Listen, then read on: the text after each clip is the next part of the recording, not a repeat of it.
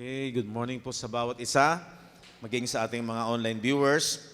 Salamat po tayo sa Diyos sapagkat mayroon po tayong buhay, laging ating nagigisnan araw-araw.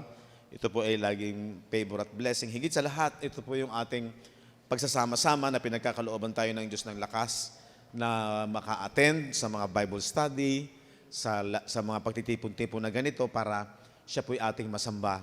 At patuloy na ito'y gawin nating isang napakagandang oportunidad na dumating po sa ating buhay na ma-encounter natin, lalo na yung kapahayagan ng plano, pangarap at pinakapag-ibig ng Diyos ay ating laging nililinang. Tayo po ay at sana po ay habang nabubuksan ang ating isip at ating puso sa journey ng atin pong pag-aaral ng kanyang kagandahang loob o yung kanyang salita, ay nakikita po ninyo yung kagandahan nito, na i-enjoy po natin. Kagaya po nung ating napag-aralan nung nakaraang linggo, na ang kaibahan ng isipan natin ngayon ay nagliliwanag yung mga pangako ng Diyos, yung ginawa niya sa krus ng Kalbaryo. Kung ating babalikan yung ating pinaka-temang salita ng Diyos, yung sa Philippians chapter 3, verse 10, ganito talaga yung kahihinatnan po nito. Na ito talaga yung ating buhay. No? Nasabi diyan, upang makilala ko siya, that I may know Him. Di ba? At ang kapangyarihan ng kanyang pagkabuhay na maguli. So, ito pong kapangyarihan na to, yung pinakamataas, masasabi ko nga, na antas ng kapangyarihan na meron tayo, bunga ng kanyang pagkabuhay na maguli. And the fellowship of His sufferings, taglay natin yung pakikisama natin sa kanyang mga pagtitiis na dinanas, at yun po'y naging kapakinabangan sa atin para pong isang magulang na sa pagtitiis, yung na punong-puno ng pagmamahal para sa kanyang mga anak, even yung magulang ay nakakaranas ng mga pagsubok at problema, ay andoon yung kaligayahan ng magulang na mairaos niya yung buhay ng kanyang mga anak. Ganon din po ang Panginoong Jesucristo sa buhay natin, na yung pagtitiis niya ay nagbunga ito sa atin ng tagumpay. Sabi nga ng Korinto, siya ay naging dukha para tayo'y yumaman. At para wag po tayong ma-confuse doon sa katotohanan na yon, ang yumaman po sa atin, yung ating taong panloob. Yan po yung journey ng ating pananampalataya. No? Na hindi po ito nakarelate sa physical o sa buhay sa mundong ito. Yun po yung nakarelate doon sa ating taong panloob, yung ating spiritual na buhay. Kaya ang kaharian ng Diyos, hindi sa pagkain at sa pag-inom. Kaya yung suffering niya, yung mga pagtitiis niya, yung rejection na dinanas niya, yung mga pag-aalimura, mga salitang hindi magaganda na napakinggan at dinanas niya, siya po ay nagtiis doon. Makamit lamang ang isang kaligayahan niya ay makita niya yung pinakamimithi ng kanyang puso ay makalaya ang sangkatauhan sa kadiliman ng kasalanan. Di ba? Kung masusubaybayan niyo yung journey na yan, na nakapokus talaga tayo doon sa spiritual na kaharian, na naghahari na si Kristo sa ating taong panloob, magsasaya ka talaga na yung ginawang pagtitiis ni Kristo Jesus ay hindi po nawawalan ng kabuluhan sa lahat ng sumasampalataya at nauunawaan yung kanyang ginawa na pagtitiis sa krus ng Kalbaryo. Diba? Yun po yung napakaganda na talagang magliliwanag sa ating puso't isipan. Yung that the fellowship of His sufferings, yung pakikisama ng kanyang mga kahirapan. Yan. Makilala natin, maunawaan natin. Sabi diyan, na ako'y natutulad sa kanyang pagkamatay. Diba? Natulad talaga namang na yan yung ating nagiging paksa, yung journey natin na yung ibilang natin ang ating sarili sa kanyang kamatayan.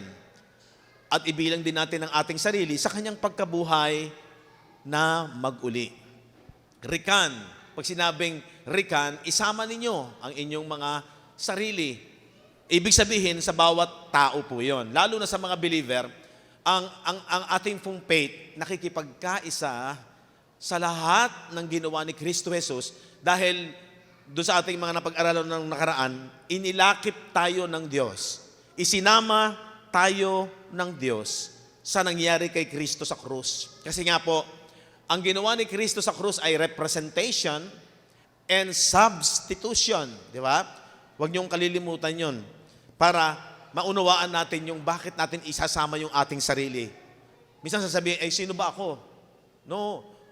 Ang biyaya po ay inabot lahat. But we see Jesus who was made a little lower than the angels for the suffering of death. Di ba? Crowned with glory and honor that by the grace of God should taste death for every man. Pag sinabing every man, sama mo sarili mo. Ginawa niya yan sa lahat. Wala siyang pinipili. Di ba? Ganun kabuti ang Diyos. Pantay-pantay siya. Di ba? Walang titingnan kung ikaw ay mayaman, kung ikaw ay hamak. No. Ano man ang estado ng buhay mo, yun ang kagandahan ng biyaya ng Diyos. He should taste that for every man. Kaya tayo, nananampalataya tayo doon. No, yun yung walang halong pagkakamali. Dahil maliwanag na sinasabi ng kasulatan na namatay siya para sa lahat, para sa atin. Hindi lang sa mga physical Jews, kung hindi sa lahat. No? So yun yung dahilan kung bakit, ang sabi dyan, natulad tayo sa kanyang pagkamatay.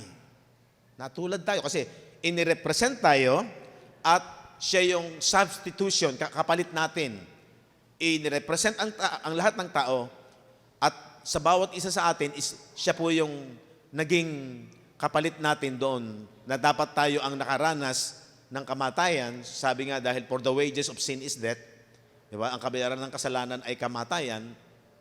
But the gift of God, ang kaloob naman ng Diyos ay eternal life. Kaya po, na-born again yung ating espiritu. Ito yung kagandahan doon sa ating tinatahak na segregate natin. Kaya hindi po tayo confused. Noong tayo ay unbeliever pa, nung nagkasala, pati itong taong panloob ay naapektuhan, na-contaminate. Ngayon, doon sa cross, ang ginawa ni Jesus, kasi nakocontaminate yung inward man, nag-cause ng death. Ano po, parang yung wire na positive-negative, pag pinagsama mo yon, anong tawag dyan? Nagkakaroon ng short, di ba? Nag-short, kaya namatay. Ganon. Para hindi na mangyari yon, inihiwalay, sinircumcise. Binibigyan ko ulit kayo ng idea. Sinircumcise. Parang ito yung negative, yung outward man ay negative, at yung inward man ang positive. Yung sinasabi ko na circumcision of Christ, yung Colossians chapter 2 verse 11, inihiwalay. Paano inihiwalay? Doon sa cross, yun po ipinako, namatay, at inilibing para mahiwalay na. At ang matira na lamang sa tao ay yung kanyang espiritu. Sa paningin ng Diyos, wala na yung laman. Itinuring na yung patay. Yung laman na naging negative dahil yun po yung pinananahanan ng sin in the flesh. Romans. Kaya ang ganda po talaga na maging familiar sa inyo yung kaya po yun ipinaulit-ulit ko yung Romans 7, 17 and 18, yung sin na nananahan sa laman. Yun yung nagdulot ng kamatayan nung dumating yung law. Na-revive po yun. Nabuhay ito. Namatay yung inward man. Kaya dun sa krus, pagdating sa krus ng Kalbaryo, ang bisa po niyan, kailangan alam natin na itong espiritu na dating patay ay ni-resurrect. Doon sa kanyang resurrection, ibinilang ulit tayo. At ang ibinilang sa atin, yung ating dating yung ating dating pagkatao na namatay, yung taong panloob na namatay, binuhay na mag-uli. Kaya na born again, nagkaroon ng new creation, ng new life, bagong buhay. Kaya yun ay isinilang na muli, yung Espiritu. Wala na yung nakakontaminate. Ano yung nakakontaminate? Yung negative? Yung sin, the body of sin. Colossians 2:11, in whom also you are circumcised with the circumcision made without hands, spiritual, in putting off, pag sinabing putting off, tinanggal, the body of sins. Ano yung ginawa sa putting off? Namatay, kinondemned, kaya nagkawasak-wasak ang flesh ni Jesus Christ, ni-represent tayo, substitution sa atin. Ano sabi diyan? At yun ay inilibing, kaya yun ay nahiwalay na. In the sight of God, hiwalay na yun. Yun yung ating pananampalataya. Yan yung sinasabi na kailangan maging malinaw sa ating isipan yan. Kaya yan po ay talagang may scripture proof. Pangalawa, nagiging maliwanag. Hindi po tayo nako-confuse dun sa ating stand na secured na yon. Ito ay righteous, new creation, resurrected, uncorruptible. Hindi na pwedeng masira, hindi na pwedeng mamatay kasi abolish na yung death, meron na siyang eternal life.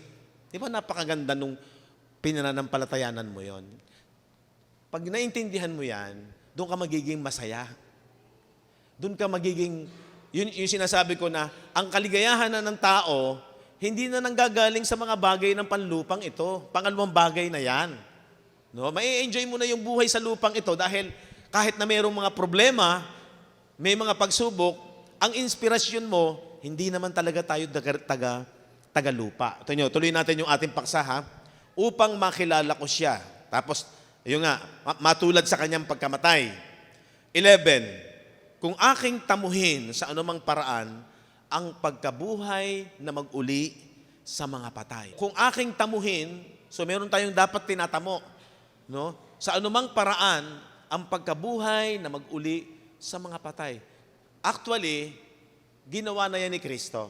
Inaabot na lang natin para matamo natin. Paano natin inaabot? By faith. Ito nga yun, nililinang natin sa salita ng Diyos. Inuunawa natin na ako pala, ito palang aking outward man, ibinilang na patay na. Ni-represent pala ito ni Jesus. Si Jesus pala ang naging substitute natin.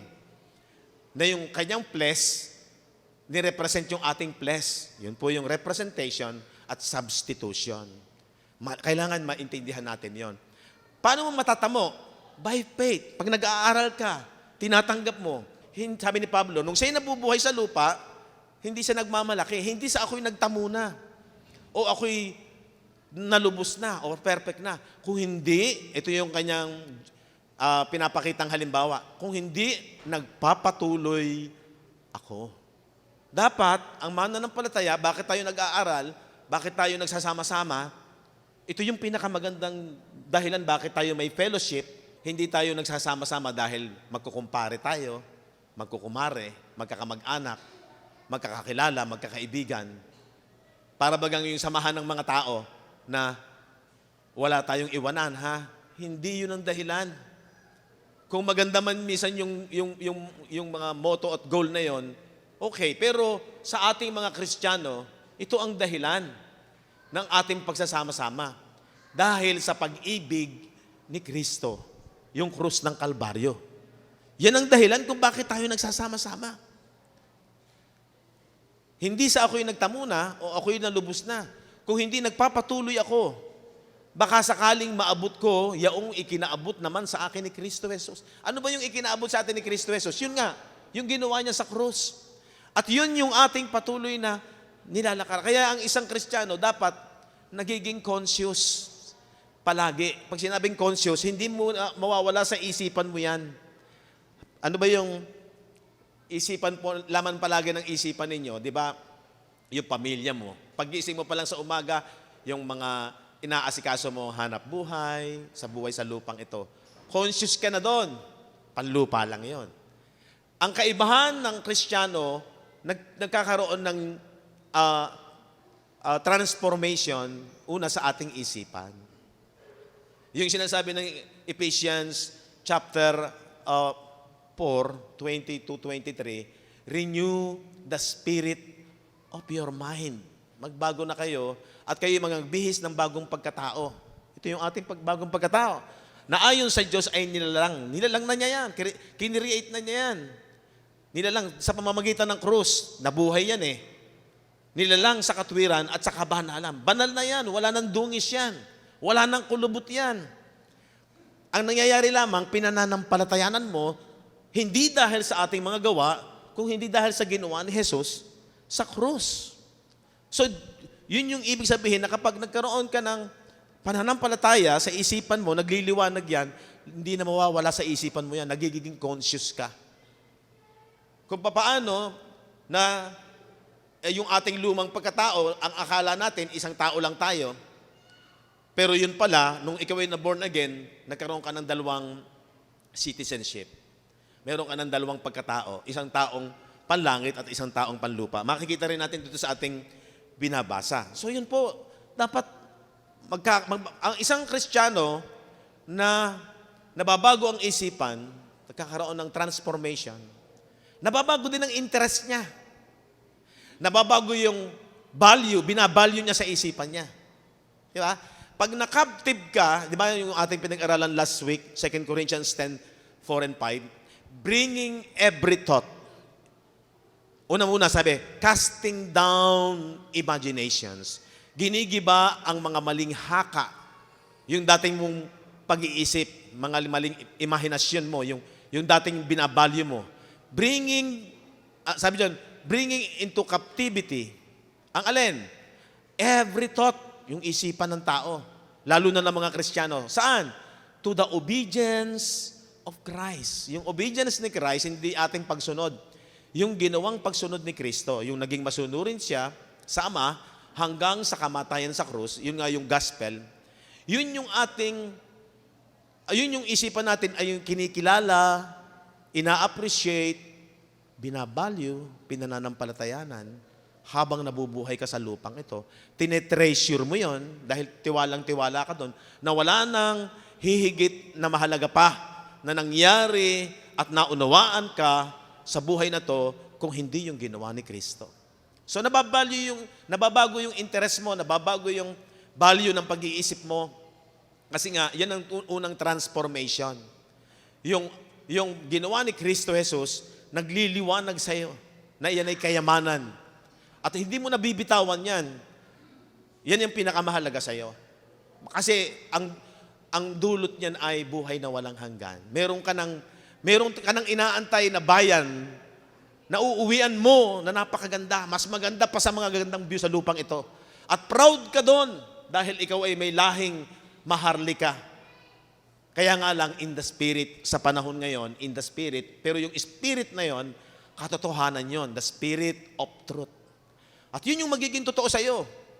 Kaya yung sinasabi ni Pablo na lumalakad kami sa lupang ito, hindi sa mga bagay na nakikita ng mata, kung hindi sa mga bagay na hindi nakikita. Ano yon? Yun nga, yung bayan ng Diyos. Yung pangako ng Diyos. Di ba proud ka kung ikaw ay anak ka kung ikaw ay isang prinsipe? Bisan picture mo, swerte ng mga taong yan, maharli ka yan. Mayayaman yan. Yung lugar nila napakaganda. Proud siya. Ang isang Kristiyano, ambassadors of Christ, tayo ay kinakatawan natin si Kristo at ang ating pagkamamamayan ay sa langit na, hindi tayo talaga tagalupa. Maliwanag sa isipan mo yan. Kaya yung hindi mo hahabagin ang sarili mo, masaya ka doon. No matter what minsan yung mga salita, persecution na dinadanas ng isang Kristiyano. Lalo na yung first century believers. Kagaya nga nasabi ko sa inyo noong nakaraan, si Jesus ang unang-unang halimbawa. And even Paul, di ba napakasaklap ng buhay niya na laging hinahunting, may death threat, nabibilanggo, pero andun yung kagalakan. So, halimbawa lang yon na kung maunawaan natin nang maliwanag ang ating pinag-aaralan, ay magsasaya ka. Yun yung kasayahan mo, kaligayahan mo. Hindi na nanggagaling sa mga bagay ng panlupa. Pangalawang bagay lang yan eh. Okay, mag-enjoy tayo. Hindi ko sinasabing huwag kang mag-enjoy at para bagang baliwalain mo ito.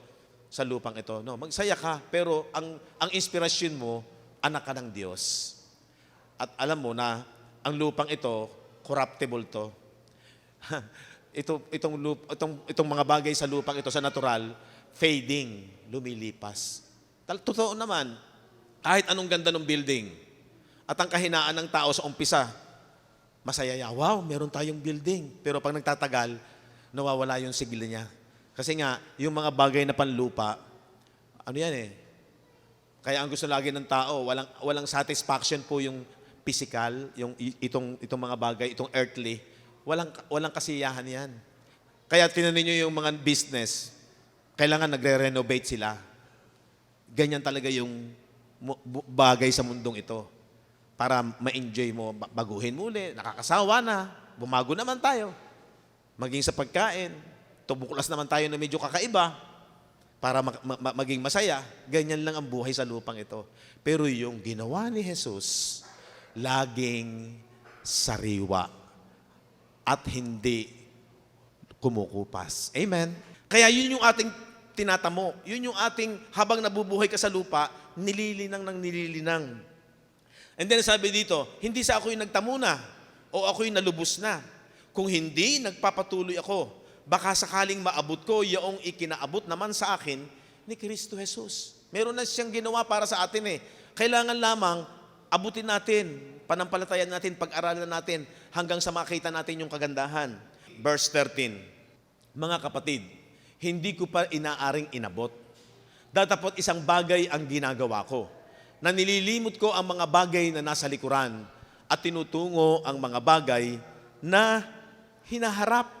Ano yan? Yun nga yung future natin pupuntahan. Ha?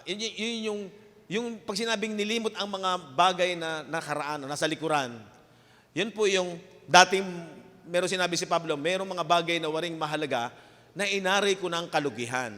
So, yung isipan ng isang tao, nung hindi pa siya Kristiyano, wala pa ang salita ng Diyos, wala pa ang ebanghelyo ni Kristo, ang mga mahahalagang bagay lamang, yung mga naririto sa lupa.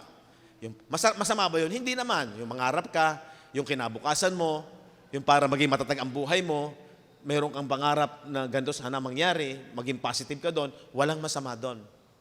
Pero nung dumating sa isang tao, ang ganda ng ginawa ni Kristo at naunawaan niya ang ebanghelyo, nagbago yung binabalyo niya. Nagkakaroon ng ship, kung tawagin, napapalitan. Hindi naman sa winalambahala mo na yung dati mong pinapahalagan. Kaya lang sabi niya, pinapalitan ko na. Inaari ko ng kalugihan. Yung dating sa aking mga bagay na waring mahalaga, ay inari ko ng kalugihan. Hindi na yun ang aking pakikipagsapalaran sa buhay. Hindi na ako nakikipag-contest doon. Kung dumating man ang kayamanan, salamat. Pero, ang pinaka-purpose na ng buhay mo, sa pananampalataya. Di ba, natandaan niyo ba yung Galatians chapter 2, 20 and 21? Sabi ni Pablo, hindi na ako ang nabubuhay sa aking sarili. Kung hindi ang ikinabubuhay ko ngayon ay sa laman, ay sa pananampalataya sa anak ng Diyos na sa akin ay umibig at nagbigay ng buhay. Di ba? Ang kaugma niyan, yung 2 Corinthians chapter 5, sapagkat ang pag-ibig ni Kristo ay pumipilit sa amin. So ito na yung puwersa sa iyo. No? Ito yun na yung tumutulak sa iyo. Sapagkat ipinasisya namin ng ganito. No, kung ang isa ay namatay dahil sa lahat, sino yung isa? Si Kristo. Namatay para sa ating lahat. Lalo na sa mga Kristiyano na nakakaunawa. Kung gayon, lahat ay nangamatay. So, ibig sabihin, hindi na tayo nabubuhay sa ating sarili. 15. At siya ay namatay dahil sa lahat, si Kristo namatay para sa lahat, upang ang nangabubuhay. Tayo ngayon, nabubuhay na, yung ating pagkakristyano, yung ating pananampalataya, buhay na yung ating espiritu. Yung ating pagkatao ngayon, ay sa inward man na. Upang ang nabubuhay ay huwag nang mabuhay sa kanilang sarili. Sabi ko nga, huwag kalilimutan ng Kristiyano, hindi mo na pag-aari ang sarili mo. Sino na nagmamay-ari sa atin? Yung namatay para sa atin. Sino yon? Si Kristo. Kaya ikaw, bagong tao ka na. Kung dati, ang buhay mo, kung anong magandang desisyon mo, kung anong inaakala mong tama, yun ang gagawin mo. Pero ngayon, hindi na. Kaya tayo nag-aaral ng salita ni Kristo, ng aral ni Kristo, para maunawaan natin na hindi natin pagmamay-ari ang ating sarili. Kaya sabi diyan, huwag nang mabuhay pa sa kanilang sarili. Sino yung tinutukoy doon? Yung mga nanampalataya na si Kristo yung namatay para sa kanila. Kung hindi, anong magiging buhay mo? Ang nabubuhay ka ngayon, kung hindi doon sa namatay. Sino yung namatay? Si Kristo. Dahil sa kanila at muli nabuhay. Di ba? So, ibig sabihin talaga, kung paano nag-quote si Pablo na hindi na ako nabubuhay sa aking sarili, ganun na rin tayo ngayon. Hindi po pwede yung kung ano na lang yung desisyonan mo sa sarili mo, yun ang masusunod. Magiging matalino ka, teka, ito bang desisyon ko ito ba ay ayon sa pananampalataya o sarili ko lamang itong desisyon? Yun ang dahilan kung bakit tayo nagkakaisa, bakit tayo nagsasama-sama. Hindi dahil kumpare, kumare, kaibigan, barkada, dabarkads. Hindi, pangalawa na lang yon. Na dahil tayo ay may bonding, pangalawa na lang yan. Ang pinakamaganda sa lahat ng kaligayahan natin kung bakit tayo nagsasama-sama, dahil ang fellowship natin, lahat tayo, katawan ni Kristo. Tayo ay iglesia ni Kristo. Natitiyak mo na ikaw ay body of Christ. Kung ikaw ay body of Christ, ang isipan mo si Kristo. Kaya sabi ng 1 Corinthians 2:16, nasa atin ang pag-iisip ni Kristo. Di ba ang sarap nun na ang kaisipan ni Kristo? Di ba ang ganda nun na ang kaisipan ni Kristo nasa atin? At ang ating unity, ang pagkakaisa natin, dahil sa pag-ibig at pag-iisip ni Kristo. Hindi natin nakikilala ang bawat isa sa laman. Maging si Kristo nga, hindi na natin siya nakikilalang sa physical Nakikilala na natin siya sa espiritu, sa ginawa niya, sa pag-ibig niya sa bawat isa sa atin. Ngayon, kung tayo ay body of Christ, katawan ni Kristo, yan yung ating palago ka ng palago. Basahin na natin muna yung Colossians chapter 1, verse 23. Kung tunay na kayo'y namamalagi sa pananampalataya. Kayo po ba'y talagang nasa pananampalataya? Hello? O di ba? Nababaon. Huwag niyong kakalimutan yan. Kung ikaw'y talagang nasa pananampalataya, habang tumatagal, nababaon ka. Kung yung mayroong mga taong hindi na makawala sa utang, nabaon na sa utang. Pero ang maganda sa mga Kristiyano, hindi tayo baon sa utang. Baon tayo sa pag-ibig ni Kristo. Amen? Nababaon. At ano pa? Matitibay. Balik mo, matitibay. Titibay ka. Hindi pwedeng hindi ka titibay. Bakit? Si Kristo kasi, yung pinakaulo, yung sustansya ng kanyang kaisipan. Kaya iba ang kaisipan ng mga Kristiyano, mga kapatid. Iba yung kaisipan ng mga Kristiyano. Sabi niyan, hindi makilos. Pag sinabing hindi makilos, hindi ka pwedeng ialis. Kung meron mang ibang aral, kung meron mang ibang mga katuruan, ay alam mo, ay hindi yan kay Kristo.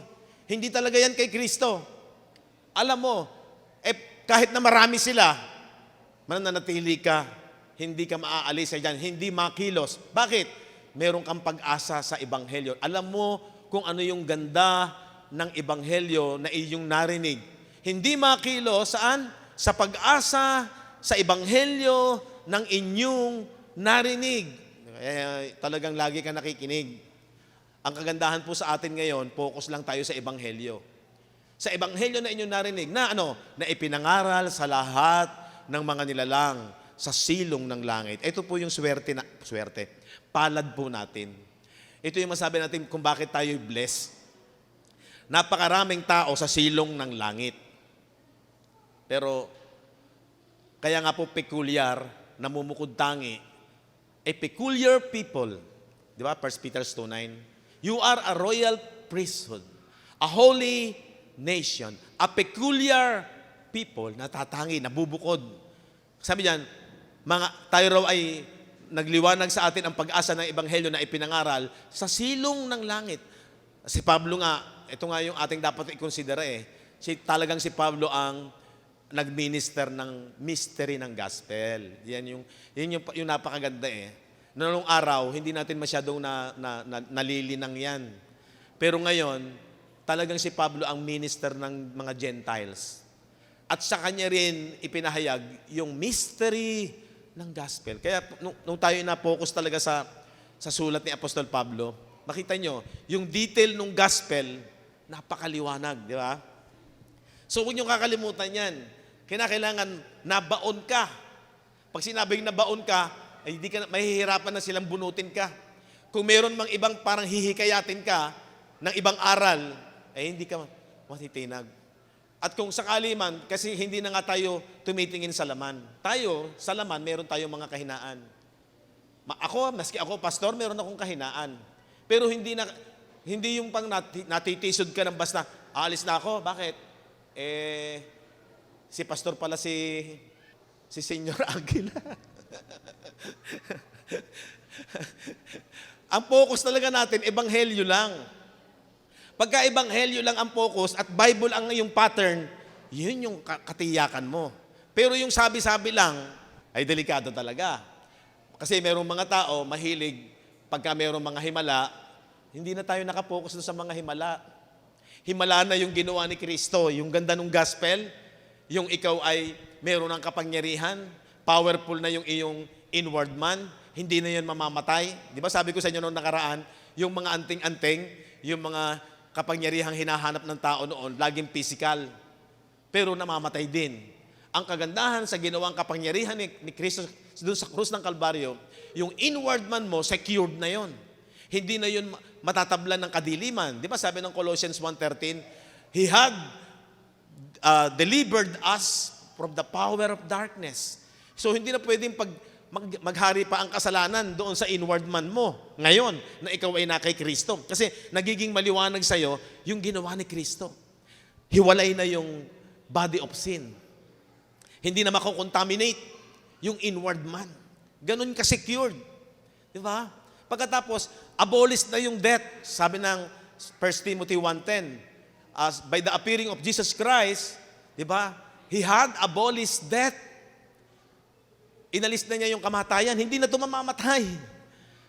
Kung yung anting-anting, pag binarel, hindi na mamatay, pero mamamatay din naman, pag dumating na yung, mahina na yung kanyang katawan, hanggang doon lang yung power nun. Pero yung power, kaya sabi doon sa number 3, the power of God that worketh to the believers. Yung sinasabi ng 2 Corinthians chapter 3, verse 14, na we shall live by the power of God. Sapagkat siya ipinako sa krus dahil sa kahinaan. Gayon may nabubuhay siya dahil sa power of God, sa kapangyarihan ng Diyos. No? Kaya tayong mga Kristiyano, meron tayong kapangyarihan kakaiba. Hindi biro.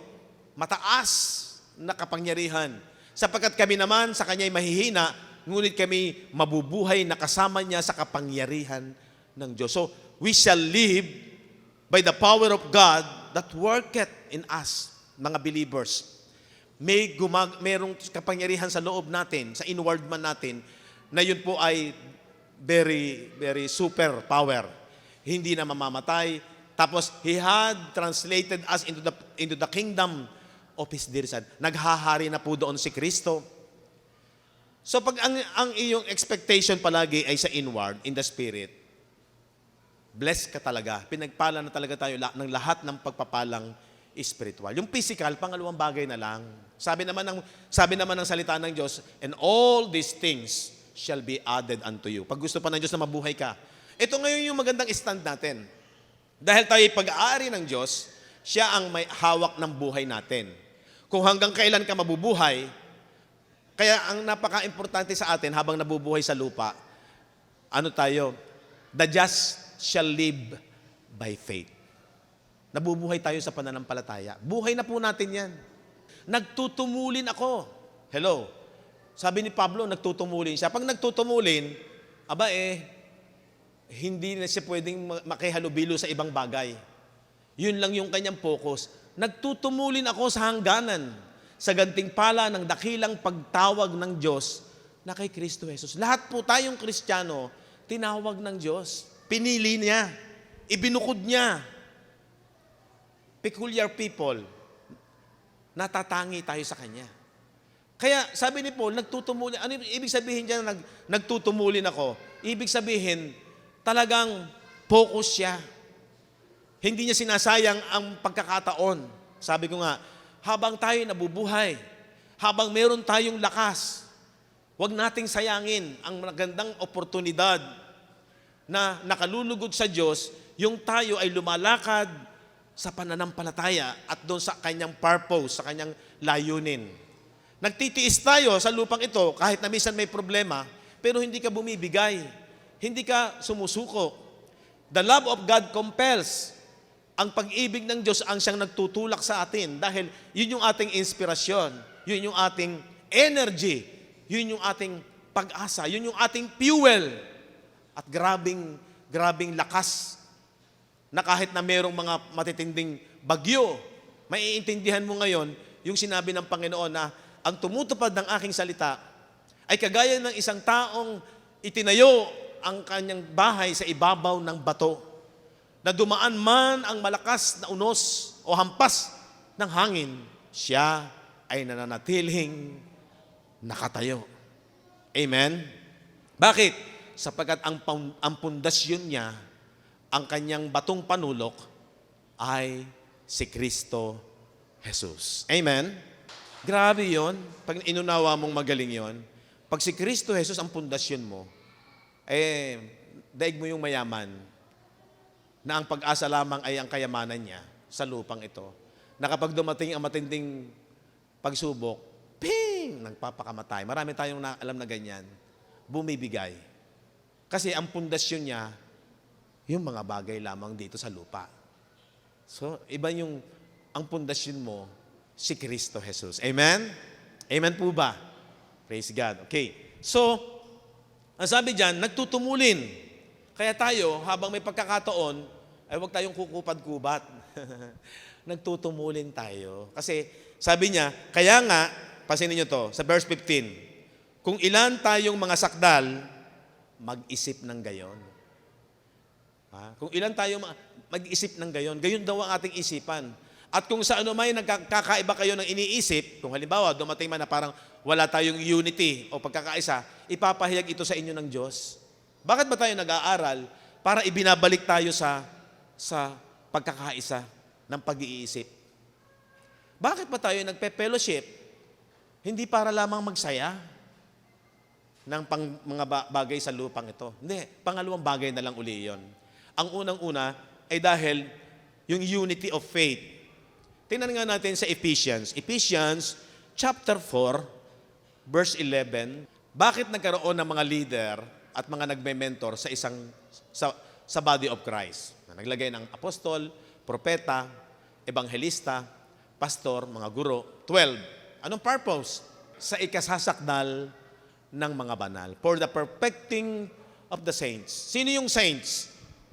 Yung inward man, no? Pastor, bakit banal na perfecting pa? Knowledge. Sa pagkilala kay Kristo. Kaya yung Philippians 3:10, na ating makilala siya, upang ating makilala siya. Sa ikasasakdal ng mga banal. Banal ka na, ginawa ka ng matuwid, isinilang kang banal, yung inward man, pero kinakailangan mong lumago. Kinakailangan yung isang katawan ng bata, mayroong transformation. Nagkakaroon ng pagbabago sa ikasasakdal ng mga banal. Di ba? Parang may puzzle. Banal na, isasakdalin pa. Knowledge po yun, sa kaalaman. Para saan? Sa gawaing paglilingkod. Tayo pong lahat, workers. Kung talagang nagmamature ng isang Kristiyano, alam niyo yung bata, hindi mo ma-expect na may magawa yan. Pero as time goes on, habang lumalago yung kanyang kaalaman, marami niyang makakontribute na uutusan na yan, at minsan nagkukusa na yan, nakakatulong sa anumang mga gawain. Ganyan din sa body of Christ. Sa gawaing paglilingkod. Saan? Sa ikatitibay ng katawan ni Kristo. Para tayo maging lalong tumibay, tumatag, nagkakaisa. 13, hanggang sa abutin natin. So meron tayong aabutin. Yung sinasabi ni Pablo kanina, Doon sa Philippians chapter 3, ako'y nagtutumulin upang maabot. O, ayan yun.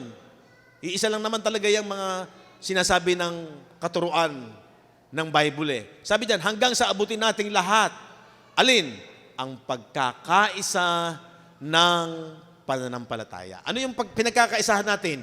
Yung gospel, mga kapatid. Kaya ito po ay dapat maging pamilyar, makabisado natin, diyan tayo nagkakaisa. Hindi po tayo yung, kailangan tayo ay isang organisasyon, dapat uniforme yung ating doktrina na turo ng tao. Hindi, ang ating naging pinagkakaisa bilang katawan ni Kristo, nagkakaisa tayo sa pananampalataya. Kanino? Kay Kristo. Saan? Sabi diyan, pananampalataya kanino? Sa pagkakilala sa anak ng Diyos. Kanino yon? Kay Kristo Jesus.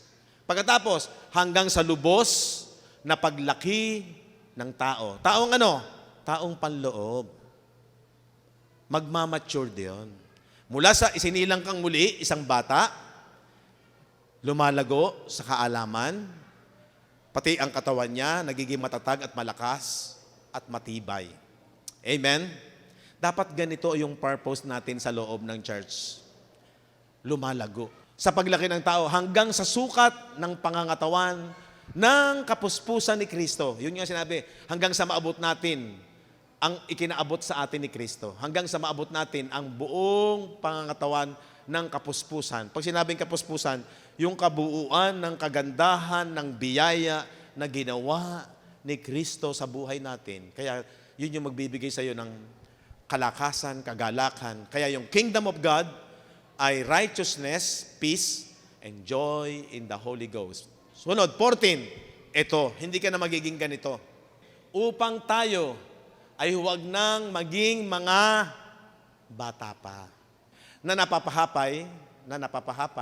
Pag sinabing napapahapay, dito at doon, dinadala sa magkabi-kabila ng lahat ng hangin ng aral. Ano yung ibig sabihin nun? Nagkakaisa kasi tayo sa pananampalataya. Sa kaganda ng ginawa ni Kristo. Hindi na yung kung ano yung aral na narinig mo, tama yon. May narinig kang aral na ganito, tama rin yon. Tapos sasabihin, kaya lahat ligtas eh. Wag ka. May danger po. No, para daw huwag maging bata na dinadala sa magkabi-kabila ng lahat ng hangin ng aral. Kasi maraming aral na tayo maririnig. Oy, ligtas din yung mga yon. Wag. Hindi tayo humahatol pero tingnan mo kung ayon sa sinasabi ng aral o doktrina ni Kristo. Kaya tayo nag-aaral para hindi tayo mabudol. Ang dami po kasing nabubudol ngayon. Ang dami po kasing nai-scam ngayon. Di ba? Natandaan niyo ba yung sinasabi, nagpapakahirap din lang tayo, namumuhunan din lang naman tayo. Yung pagpunta natin sa simbahan, sa mga fellowship, sa Bible study, ginugugol natin yung oras, binibigyan natin ng pahalaga, umuupo ka, mag-aaral ka ng salita ng Diyos, binibigyan mo ng panahon, mas maganda, talagang lumalago tayo sa kaalaman. Para hindi tayo madaya. Bakit? Sa pamamagitan ng mga daya ng mga tao. Katusuhan, ayon sa mga lalang ng kamalian. So, yun po yung dahilan kung bakit kinakailangang nag-aaral. Matyaga po ang isang Kristiyano. Philippians chapter 3, verse 15. Para daw huwag tayo magkaiba-iba ng pag-iisip. Kaya nga kung ilan tayong mga sakdal, mag-isip tayong gayon. Kung sa ano may nagkakaiba kayo ng iniisip, ipapahayag naman ito sa inyo ng Diyos. O, di ba? Balik ka uli sa Word of God, sa pag-aaral. Huwag niyong puputulin yan. Okay, 16, verse 16. Tingnan niyo to. Lamang, magsilakad tayo ng ayon sa gayon ding ayos na ating inabot na. Ibig sabihin, yung ikinaabot sa atin ni Kristo, pag sumikapan nating ating inaabot. Okay, 17. Mga kapatid, kayo'y mga kaisang tumulad sa akin. Sino may sabi niyan? Si Pablo.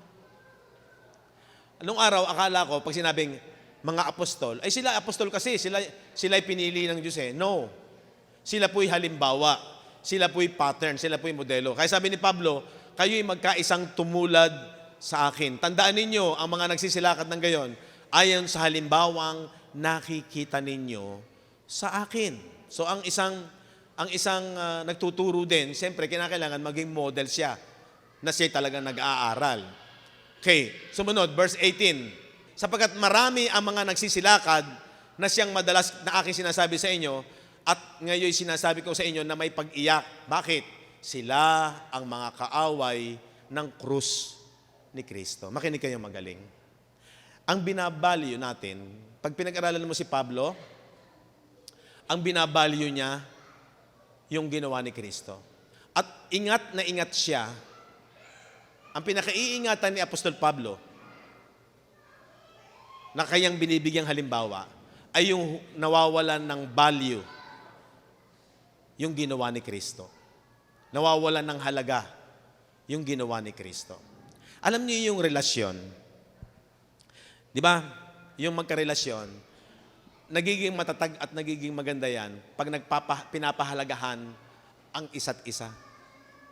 Halimbawa, minsan nga lang yung mga regalo, nasaan na yung regalo ko sa'yo?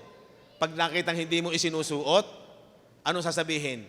Di naman siguro pinapahalagahan yung binibigay ko eh. Ganun yung relasyon eh. Nagsisiyahan siya na yung kanyang anumang ginagawa ay naa-appreciate, pinapahalagahan. Ganyan ang nakalulugod kay Kristo sa Diyos. Na yung kanyang dahilan kung bakit siya bumaba sa lupa ay para mamatay para sa atin at makamit natin yung buhay na walang hanggan. At sa ating journey ng pag-aaral, pinapakita ni Apostol Pablo, yun ang pinahahalagahan niya. At ingat na ingat siya na kapag yun ay nawawalan ng value, sila yung gumagawa nung aral na nawawala ang value na ginawa ni Kristo, sabi diyan, sila ang kaaway ni Kristo. Na ang kanilang kahihinatnan ay ang kapahamakan. Una sa mga first century believers, kasi parating sa kanila yung wrath of God. Na ang kanilang Diyos ay ano? Ano yung tiyan? Ano yung sinisimbolo ng tiyan? Physical things. Yung mga bagay lamang dito sa lupa. Na ang kanilang Diyos ay ang tiyan.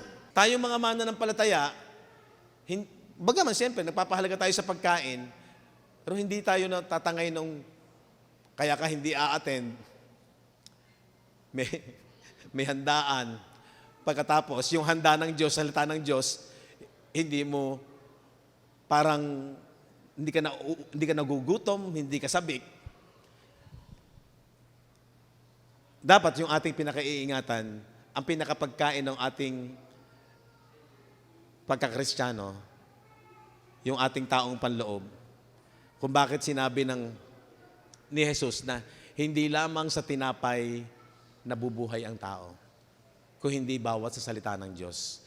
Ang isang ordinaryong Kristiyano, dito lang yan. Pagkain, pag-inom, dito lang yan sa physical. Kaya ang malakas sa kanya, physical. Yung kanyang espiritu, mahina. Bakit? Hindi napapakain ng tama. Yun ang ating ingatan, mga kapatid. Maging matalino tayo. Bakit? Kasi yung dadanas ng kapahamakan in their time, ang kanila talagang dinidiyos ay ang tiyan. At ang kanilang kapurihan ay nasa kanilang kahihiyan. Yung laging sasabihin ng tao, hindi sila approve sa tao. Yun ang kanilang pinakakaingatan. Kailangan ma-approve ako sa tao. Kailangan marami akong kaibigan. Wala pong masama sa pakikipagkaibigan. Pero dapat ang una nating binavalue yung relasyon natin kay Kristo. Pangalawa na lamang yang relasyon sa physical. Tama? Amen po ba? Di ba? Sa totoo lang, maging matalino tayo dyan. Ang ating kapurihan ay hindi yung ating sasabihin ng tao. Nag-iisip ng mga bagay lamang na ukol sa lupa. Hindi na po tayo ganyan. Ito nga yung napakagandang journey natin eh. Natuklasan natin yan eh. Nagiging maliwanag sa atin yan. Akala naman nung iba, si pastor wala ng value sa physical. No. Sa totoo lang, pag inuna natin yung spiritual, yung physical, maaapektuhan yan. Yung buhay na ginawa ni Kristo, magmamanifest sa atin. Yun yung ating letter C, di ba? yung ating mortal body shall quicken. Naaapektuhan yan. Kaya, pag ang inward man mo, wala nang takot, masaya, yung immune system mo, hindi ka na matatakutin, hindi ka na mababalisain. Kung dumating man yung stress, napaglalabanan mo yan dahil meron kang inspirasyon sa kaloob-looban ng iyong isipan. Na-transform na yung isip mo. Kaya pati kalusugan mo, naaapektuhan. Kaya huwag niyo sabihin na hindi parang banaliwala na yung mga bagay na pang-physical. No! Pag kinuha natin ang formula ng Diyos, pati yung ating kalusugan, physical needs, naaapektuhan yan. Pero, hindi tayo kagaya ng mga hindi Kristiyano na ang kanilang karangalan at kayamanan ay yung mga bagay lamang sa panlupa. Na ang ating mga isip dyan, na nag-iisip lamang ng mga bagay na ukol sa lupa. Hindi na tayo dyan. Verse 20, sapagkat ang ating pagkamamamayan, ayan, ang linaw niyan, ang ating pagkamamamayan ay nasa langit. At doon ay iniintay naman natin ang tagapagligtas, ang Panginoong Jesucristo. In their time, inaantay nila yung manifestation ng pagbabalik ni Kristo noong AD 70. Pero in our time, na-enjoy na natin ang ating pagkamamamayang panlangit. Amen? Bakit sinabi ni Apostol Pablo na ang buhay ng isang mananampalataya talaga, dahil ang pagkamamamayan natin, tagalangit na tayo, hindi na tayo masyadong focus na mga parang ang interest natin ay dito lamang sa lupa. Tingnan niyo itong 2 Timothy chapter 2, verse 3 to 6. Ano sabi diyan ni Pablo, payo niya kay Timoteo? Makipagtiis ka sa akin ng mga kahirapan, na gaya ng mabuting kawal ni Kristo Jesus. Tayo po ngayon ay kawal ni Kristo Jesus. Pag sinabing kawal, siya po yung head. Bakit ba itinuring na kawal? Kasi siya yung head, siya yung ating commander-in-chief, at tayo ay kanyang mga pinamamahalaan. Body of Christ. So, para wag tayo makonfuse, ginamit lamang po yung technical word na kawal para maintindihan ng isang Kristiyano na habang nabubuhay ka sa lupang ito, meron kang pagtitiis. Na may mga tukso, pwedeng agawin ang panahon mo, oras mo, maiinggit ka sa iba, di ba? Maa-attract ka sa ibang mga buti siya, nagagawa niya yon. Huwag po tayong padadala. Nag-e-enjoy naman tayo. Pwede kang mag-enjoy sa lupang ito. Pwede kang mamasyal, pwede kang makipagkaibigan, pero iba na isipan mo. Sabi diyan, makipagtiis ka, may time, yung maring mga bagay na may halaga, inaari mong kalugihan, mauna mo lamang yung pagkatawag sa atin ng Diyos. Makipagtiis ka sa akin ng mga kahirapan, na gaya ng mabuting kawal ni Kristo Jesus. Sumunod, verse 4. Sino mang kawal na nasa pagkakawal ay hindi nahahalubilo sa mga bagay ng buhay na ito. Ibig sabihin, iba na yung isipan natin. Nakikisama man tayo, ang purpose pa nga natin ay para madala natin sila kay Kristo. At hindi tayo ang para madala nila. Yun ang ibig pong sabihin dyan na sino mang kawal ay hindi na nahahalubilo sa mga bagay ng buhay na to. Di ba? Para upang siya'y kalugdan niyaong nagtala sa pagkakawal. Sino yung nagtala ng pagkakawal? Yung kanyang head, yung pinakamataas sa kanya, yung commander niya, yung leader niya. Sa atin namang mga Kristiyano, kukuhanin mo ang kahulugan niyan, ang pinaka-leader natin, ang pinakaulo natin, ang ating asawang lalaki, dapat tayo nagpapasubmit, tayo ang asawang babae, mga Kristiyano, si Kristo na. Ikinasal na tayo kay Kristo. Siya na yung head, siya na yung leader. Kaya sabi, ang lalaki, ang pinakapuno sa kanyang buong sambahayan. Tayo ang sambahayan ng Diyos. Body of Christ. Kaya, ginawa yung terminong pagkakawal para maintindihan natin na ang binibigyan natin ng lugod, sino? Tao ba? Hindi. Yung ating pinaka-leader, si Kristo. Kaya sabi diyan, huwag daw tayong mahalubilo sa mga bagay ng buhay na ito. Huwag kang patatangay. Huwag kang padadala. Dahil ang layunin natin, malugod yung nagtala sa ating bilang pagkakawal. At walang iba yon kung hindi ang ating hari ng mga hari at Panginoon ng mga Panginoon. Amen? At kung ang sino man ay makikipaglaban naman sa mga laro, ito naman, inihalimbawa naman dito, manlalaro, player, ay hindi pinuputungan maliban na kung makipaglabang matuwid. Na ang isa daw manlalaro, dinidisiplina yung kanyang sarili para manalo siya.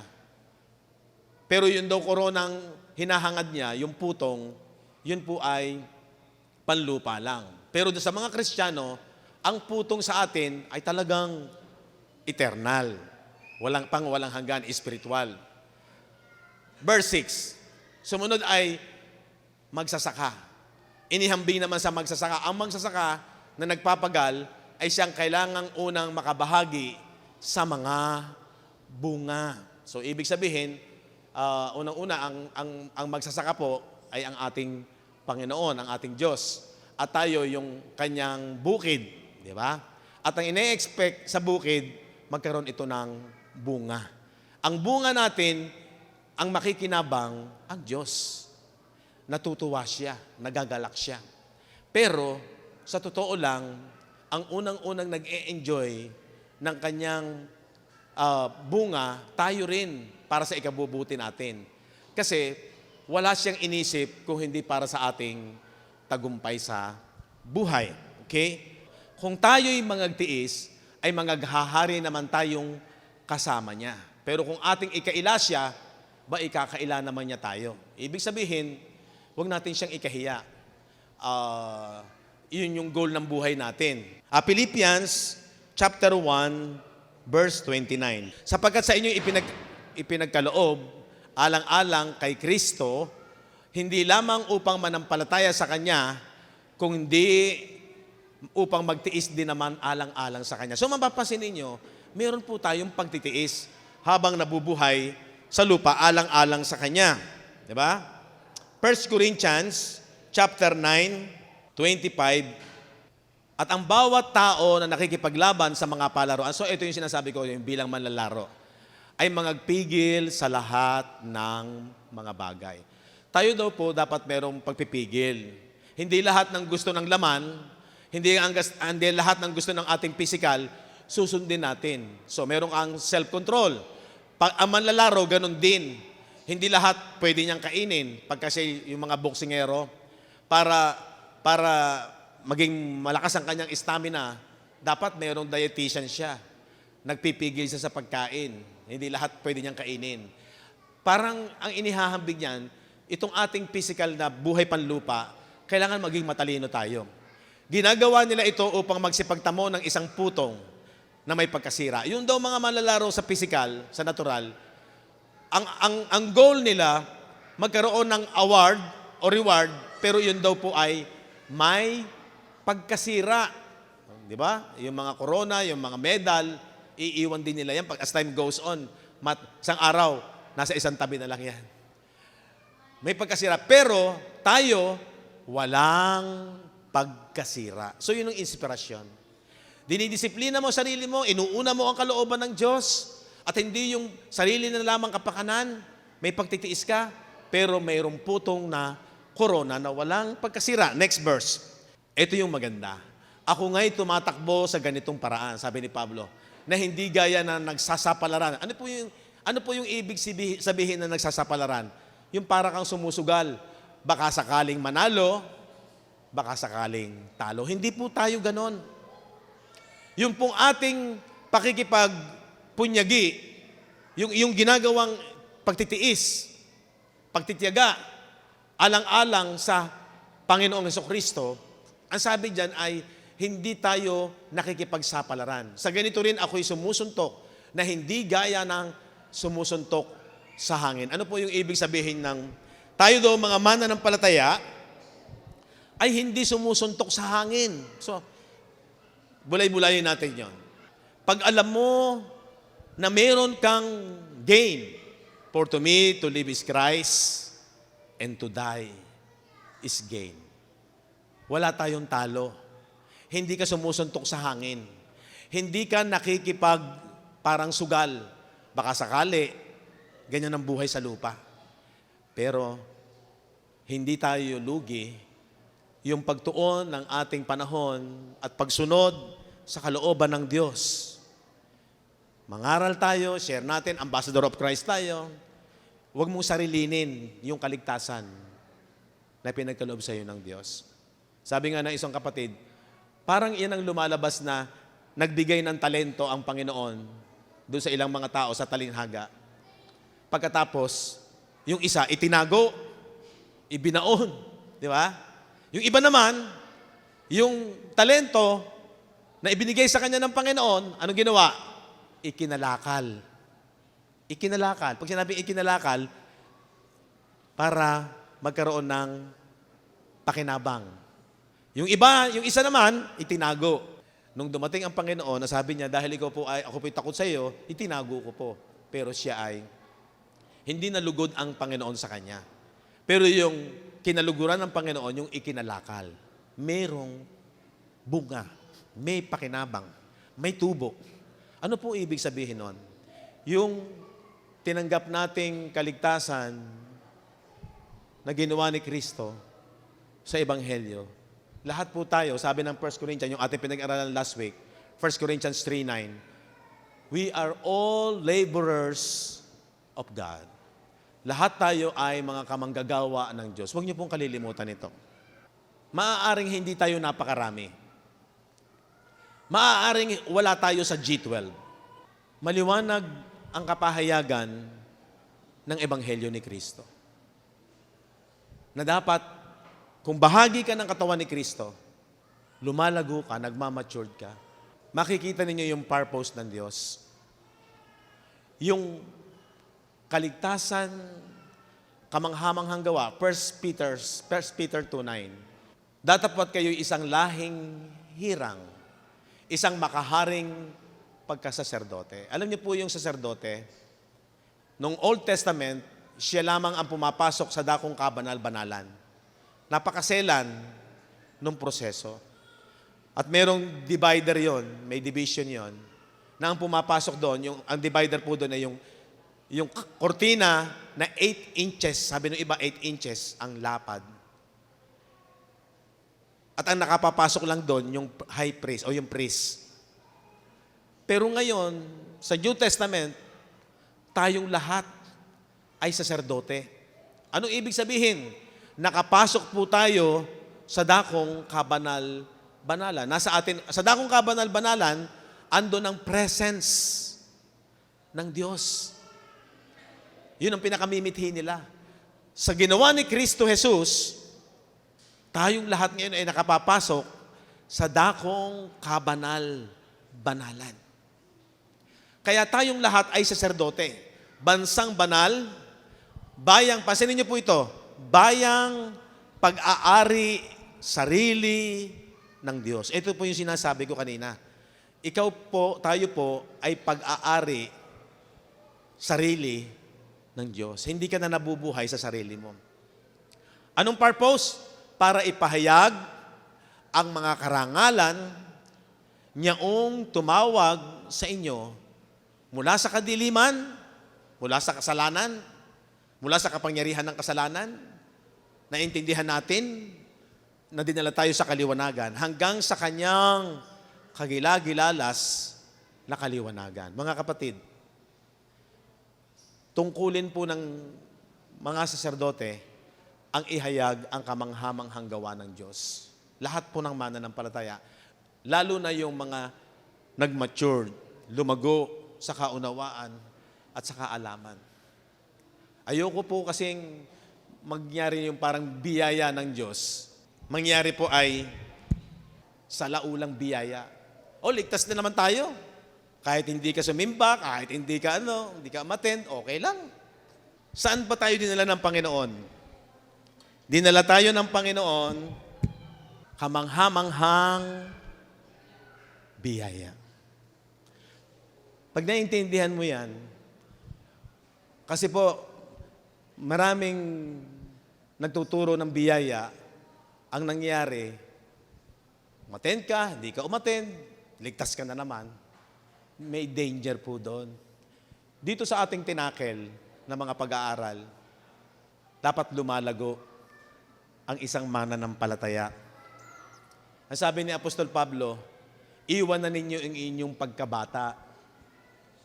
So, sana makita nyo to. Hindi po tayo mahigpit, wala po tayo sa kautusan, pero tayo po ay nasa kamangha-manghang biyaya ng Diyos. Amen? Amen po.